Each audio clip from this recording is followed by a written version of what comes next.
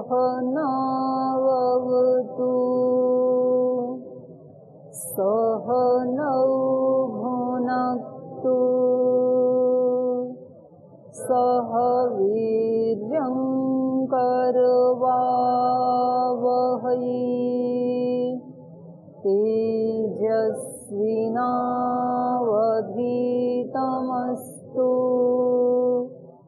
मा विद्विषावहै। ॐ शान्ति शान्ति शान्तिः।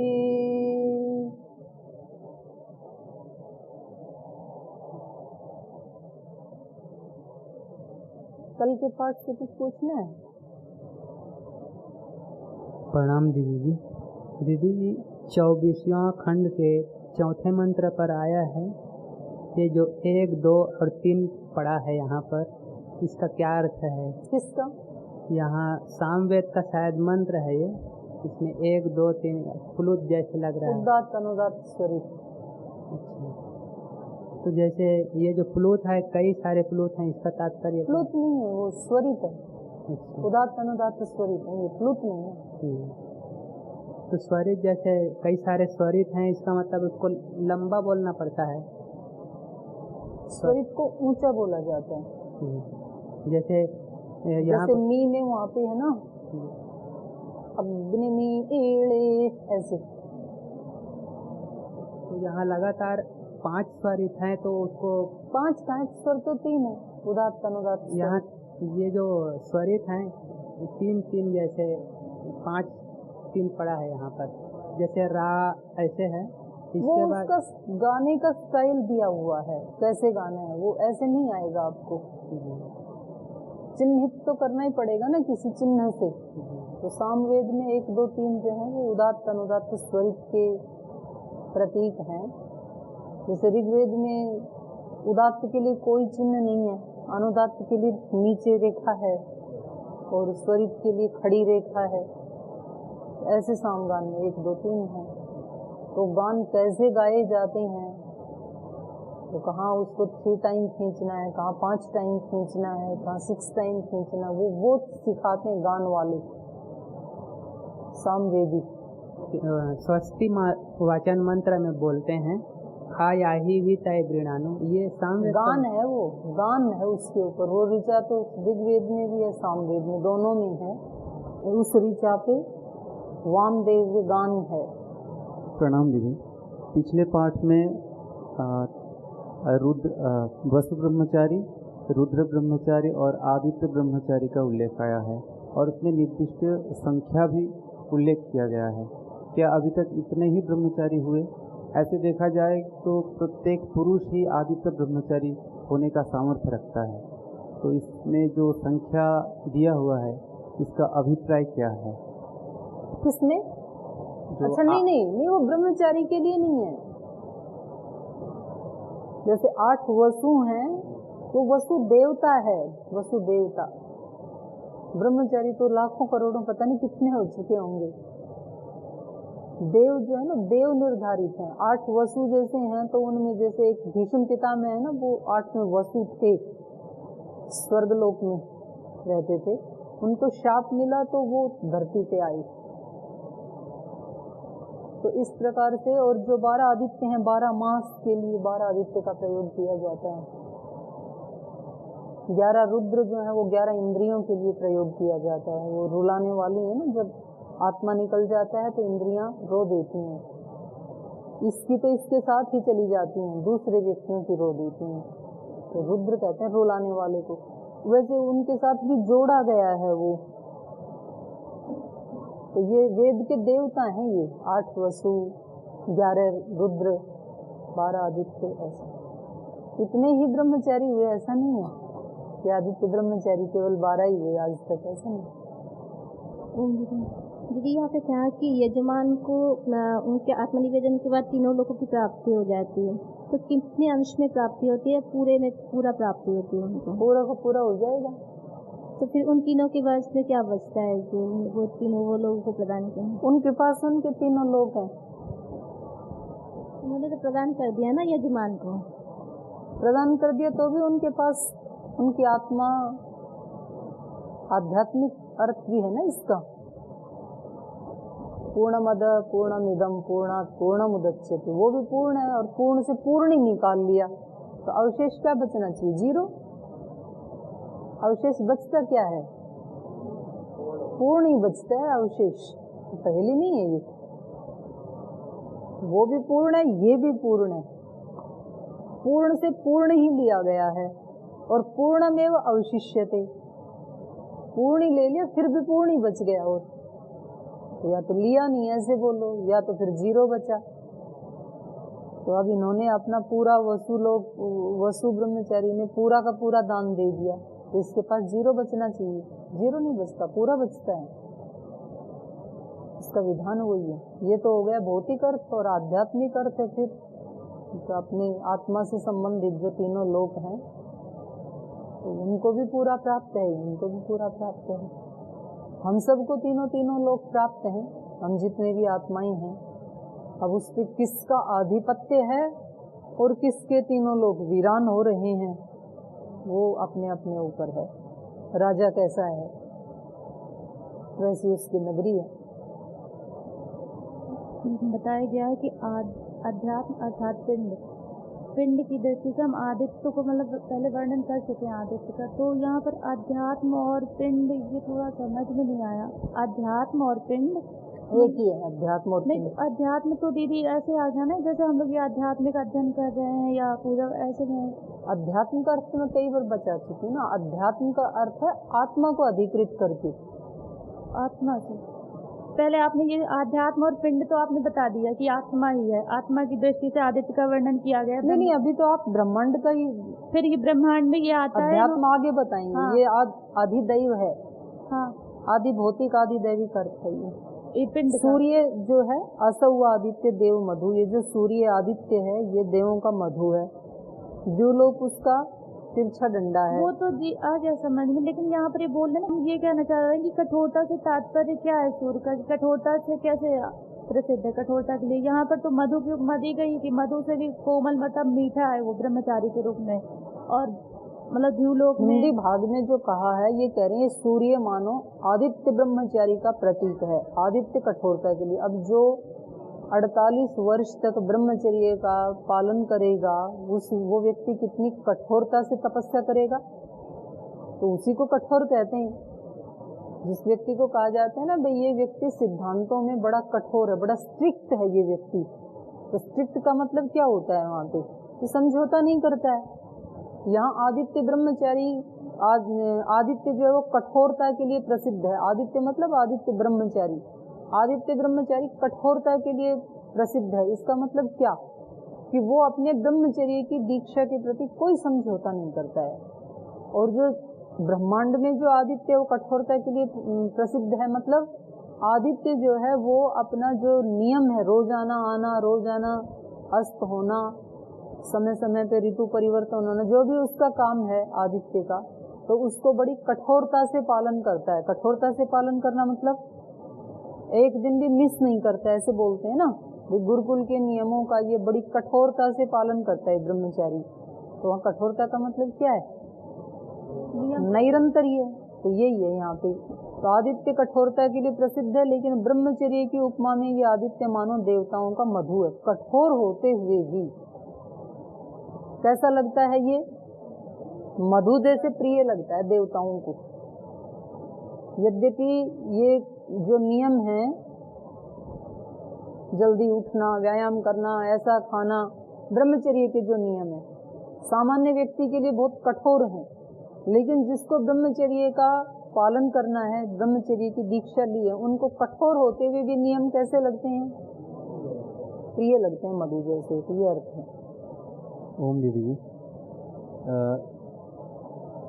इसी मंत्र में प्रश्न है कि आदित्य के लिए, देवों के लिए आदित्य मधु है, और जो द्युलोक है वो खुद डाल है, और अब मधु का छत्ता है तो कहीं तो लटकेगा, वो कहाँ लटकाएं?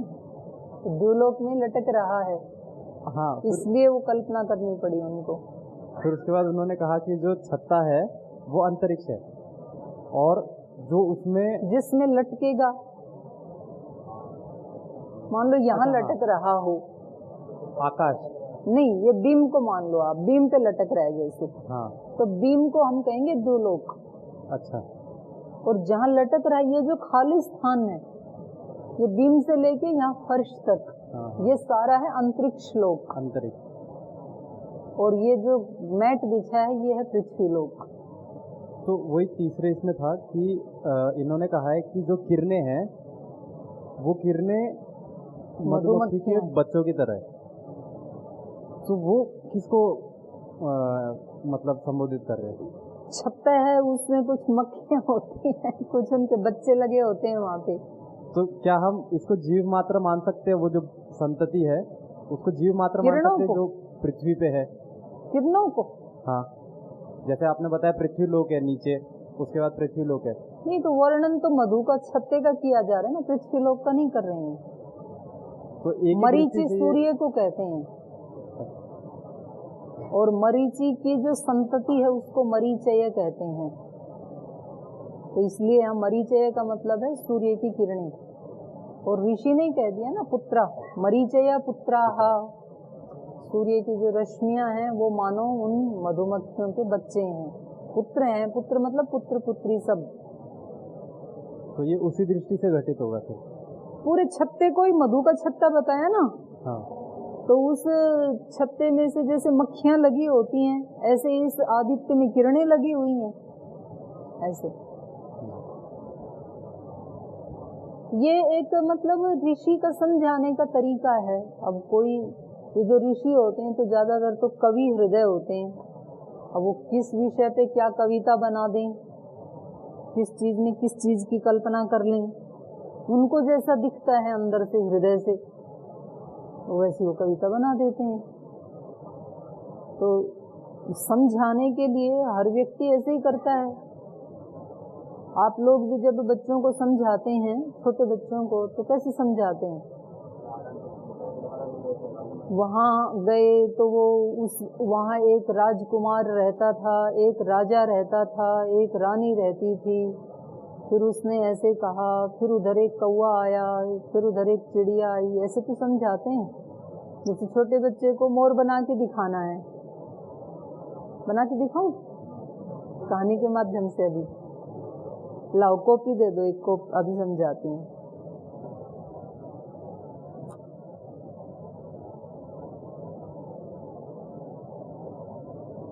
ये एक राजा की नगरी है, ठीक है, बाउंड्री है, ये सारी राजा की नगरी है।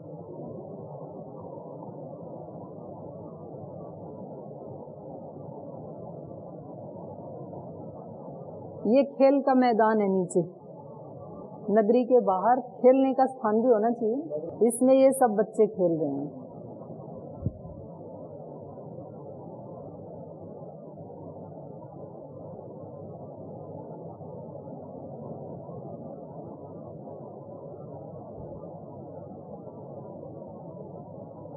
इतने सारे बच्चे खेल रहे हैं इसमें, नगरी के बाहर सब। ये नगरी में रास्ते बने हुए हैं, सीधे सीधे ना रोड बने हुए हैं।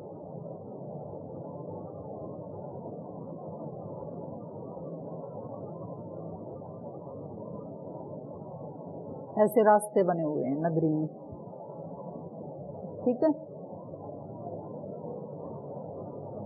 अब नगरी के बाहर ये दो संतरी खड़े हुए हैं कि नगरी में कोई प्रवेश ना कर जाए, नीचे, ठीक है। द्वारपाल हैं दो। इधर ये राजा का अपना रेसिडेंस, महल है अपना, इधर रहते हैं, छोटा सा एरिया है ये, है जी। रनिवास है, इतना ही होता है नगरी के हिसाब से। ये बीच में एक मंत्री बैठा हुआ है। यहाँ रनिवास के ऊपर भी 3 संतरी हैं। ये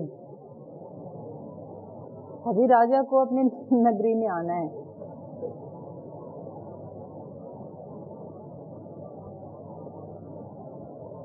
उधर से वो देखता है कि मेरे को नगरी में जाना है, तो उसके रणिवास के बाहर आता है, द्वार तक आता है। ये इधर से रास्ता आ गया, इस रास्ते से वो आ रहे हैं, इस रास्ते से आ गया नगरी में अभी घूम के। अब नगरी में पता लगा कि कोई चोर घुसे हैं, तो राजा अनाउंस करता है कि जल्दी जो बाहर खड़े थे द्वारपाल उनको बुलाओ, वो क्या कर रहे हैं। तो उनको बुलाया जाता है तो जल्दी दौड़ के आते हैं ये वाले संतरी। तो फिर राजा उनको निर्देश देता है, ठीक है, और चोरों को वो भगा देते हैं। अभी क्या है, कल्पना है ना, किसी चीज को समझाने के लिए कोई व्यक्ति किसी चीज की क्या करता है, कल्पना करता है। जितने हमारे देवी देवता हैं ये सब क्या हैं, आंतरिक सत्य है वो किसी योगी का। उन्होंने चित्र के माध्यम से ड्रॉ कर दिया, उसको समझाएंगे कैसे उसको। और किसी चीज को देख के किस चीज की अनुभूति होती है। मान लो एक पुष्प है, इसको देख के क्या लग रहा है आपको, वर्णन करो जरा, करो, क्या है, प्रकृति की सौंदर्य दिख रहा है उनको। आप बोलो, बनाने वाला कोई बहुत बड़ा कलाकार है, दिख रहा है। कितने छोटे छोटे इसमें रेशे से लगा दिए कि कैसे कैसे इसको डेकोरेट किया, देखो बीच में और छोटे से, फिर ऐसे, और कितनी इसकी कटिंग देखो, कितनी इसकी मुलायमता, इसका कलर। तो इतना सुंदर डिजाइन बनाने वाला कोई कितना सुंदर होगा, ये इनको दिखा। और बोलो, बनाने वाला बहुत बड़ा महान है, वो तो एक ही हो गया। इसके अतिरिक्त क्या दिखा, कोमल होते हुए भी बहुत सहनशील है। आंधी आती है, तूफान आता है, धूप में रहता है, बारिश आती है, फिर भी हंसता रहता है हमेशा। कोमल होते हुए भी कितना टॉलरेंस पावर है इसमें, ये इनको दिखा सुमित जी को। और किसको क्या दिखा है जी,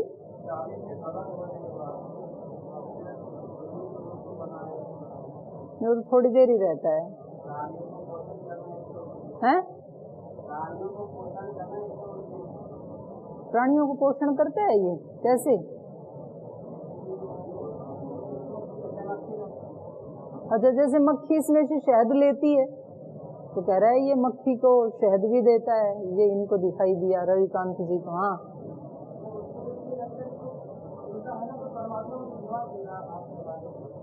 वो खुल रहा है तो लगता है परमात्मा आवाज दे रहा है, कुछ बता रहा है हाथ खोल के।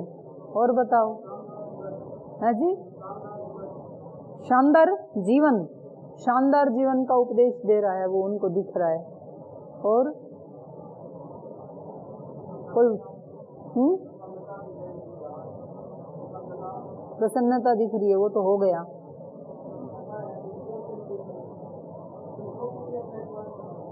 दूसरों के लिए जीवन समर्पित, ये इतनी कोमलता, सौंदर्य, प्रसन्नता, ये सब किसी और के लिए है, इसके अपने लिए नहीं है जी।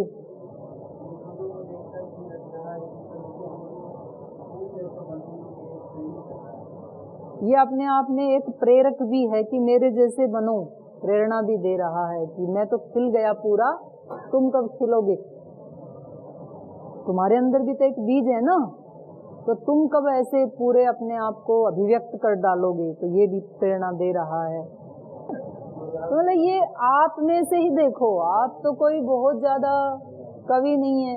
अब इसमें किसी को कुछ दिख रहा है, किसी को कुछ दिख रहा है, तो ऐसे ही ये जो सारी सृष्टि है, सारा ब्रह्मांड है।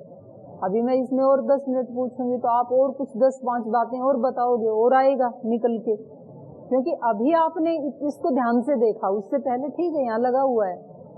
ऐसे ही सृष्टि को जब हम ध्यान से देखते हैं तो बहुत कुछ दिखता है। तो ऋषि जब सूर्य को देख रहा है तो उसको क्या लग रहा है, सूर्य के बारे में भी यही है। कल सुबह सुबह आके मैं आपको उदय होते हुए सूर्य को दिखाऊं कि देखो, और फिर कहूँ कि आप 4-5 लाइन में अपने विचार व्यक्त करो, तो सबके अलग अलग होंगे ना। तो ऐसे ही जैसे ही सूर्य को देखा ऋषि ने ब्रह्मांड में, तो उनको ये कल्पना हुई कि देखो कितना ये प्रिय है, ये जीवन दे रहा है और ये सार है एक तरह से ईश्वर की सभी जीवनी शक्तियों का। जैसे औषधियां हैं वो जीवनी शक्ति देती हैं हमें, और उन सारी जड़ी बूटी औषधियों का सार रूप क्या है? मधु। क्योंकि मक्खियां सबसे लाती हैं ना थोड़ा थोड़ा, और फिर वो हमें देती हैं। तो वो जैसे वो सार है, जैसे वो मधु है, जैसे वो प्रिय लगता है, ऐसे ही इन देवों को, देव मतलब यहाँ पर जिनकी दैवी प्रवृत्ति है, उनको ये आदित्य भी हर्षित करता है। तो ज्यादातर लोग क्या करते हैं? सूर्य को प्रणाम करते हैं सुबह उदय होते हुए सूर्य को। तो ये कल्पना कर रहा है कि अगर मैं मधु की तरह ही इसको देखूं, तो जैसे मधु का छत्ता किसी डाल पे लगा होता है, तो ये कहाँ लगा हुआ है? ये तो द्युलोक में लगा हुआ है। और ये जैसे छत्ता नीचे लटक रहा है खाली स्थान जो है, तो ये अंतरिक्ष में, ऐसे ये भी लटक रहा है। जैसे उसमें चारों तरफ मक्खियां होती हैं, ऐसे इसमें सूर्य की किरणें हैं। जैसे वो स्पंज की तरह से, पुए की तरह से होता है छत्ता, ऐसे ही ये भी अपूप की तरह से है, गोल गोल है। गोल भी होता है ना पुआ। तो आदित्य कैसा है? स्पंज जैसे तो नहीं है, गोल है लेकिन उसकी तरह, तो ये अपूप है। तो ऐसे कल्पना कर रहा है ऋषि किसी भी चीज को देख के। ये ही एक कल्पना है मात्र, ऐसा नहीं है। कोई दूसरा ऋषि उसको दूसरे रूप में भी देख सकता है, और देखा ही है। एक आदित्य के ही कितने रूपों में वर्णन है उपनिषद में, वेद में, दूसरे वेद में अलग अलग है। तो वो हर ऋषि की, हर आत्मा की अपनी एक परिकल्पना है सृष्टि को देखने की। और आप सब देख चुके होंगे तब उस चीज की परिकल्पना का अंत हो जाएगा, ऐसा भी नहीं है। जितने लोगों ने देखा तो भी वो अनकहा रह जाएगा। तब भी ये नहीं कह सकते कि इसको पूर्ण रूप से हम कह चुके हैं, तब भी वो अनकहा रह जाएगा।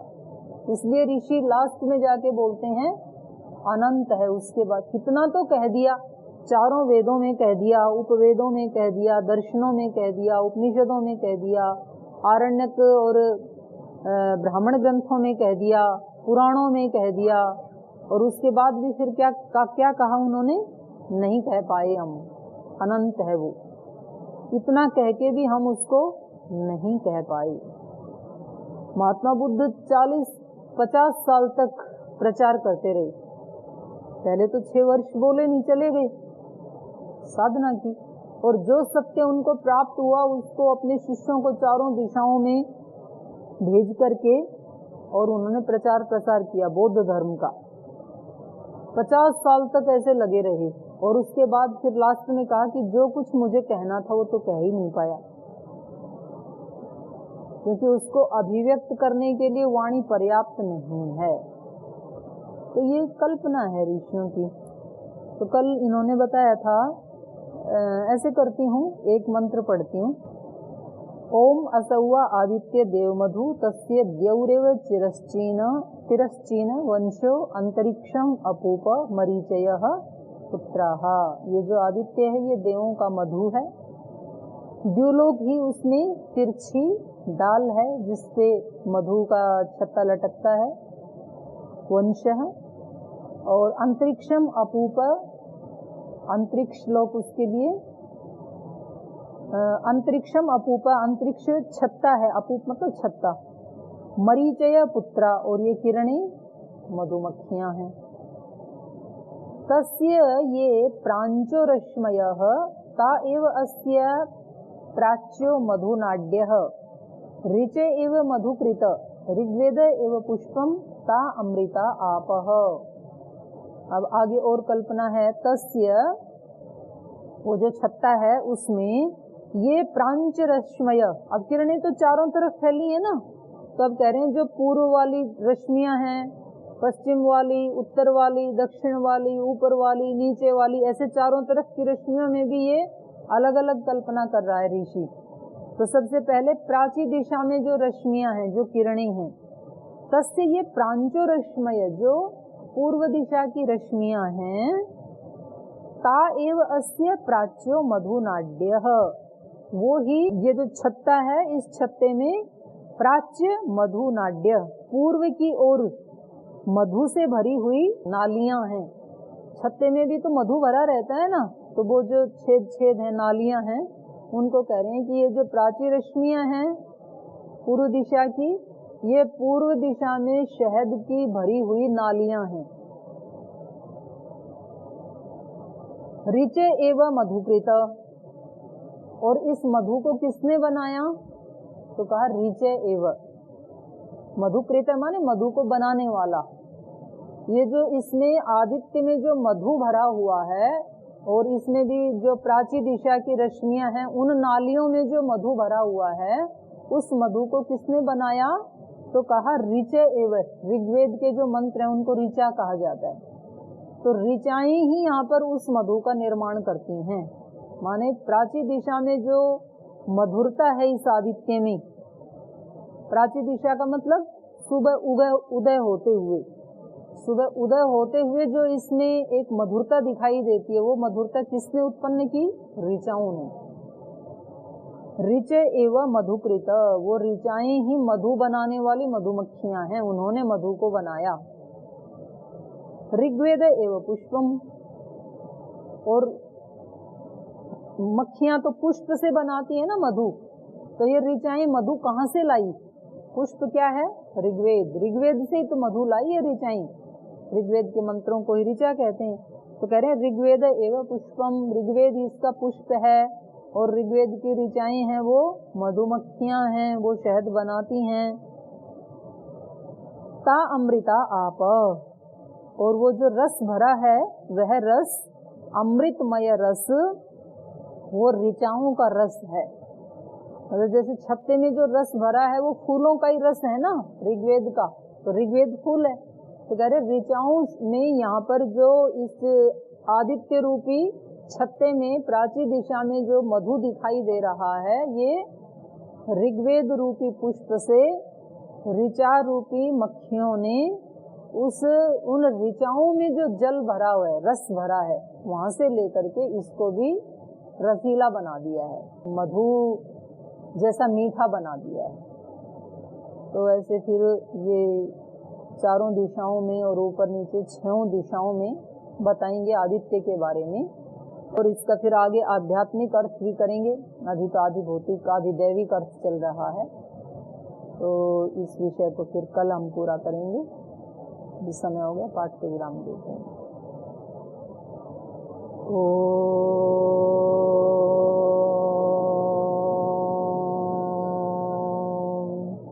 शांति शांति शांति। श्री गुरुभ्यो